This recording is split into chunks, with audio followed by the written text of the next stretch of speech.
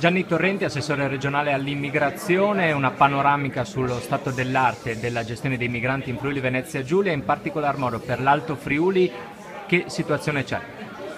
C'è una situazione molto diversa dal punto di vista della risposta dell'area del Tercentino, no? Diciamo che in qualche modo ha già soddisfatto con una serie di proposte di accoglienza un numero significativo, mi pare senza contrito su un genere, una buona integrazione.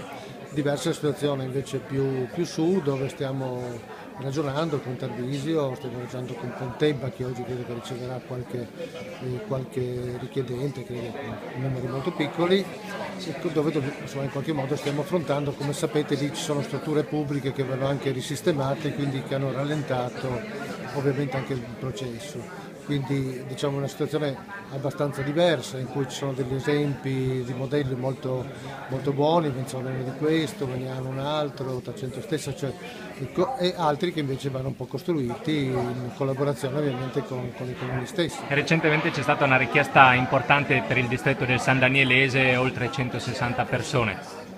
Non è importante, è esattamente uguale a tutto il resto del territorio. Il problema della richiesta è perché San Daniele in questo momento non ospitava nessuno, e quindi a differenza di 300 che magari deve avere 110 ma ne ha 100, dico, ovviamente lì richieste non si fanno. Insomma, no, è chiaro che alcuni luoghi tipo San Danielese, per motivi di dinamiche che non stiamo, anche occasionali ovviamente, no? Non hanno ancora ospitato, però hanno, come dire, una cultura dell'accoglienza.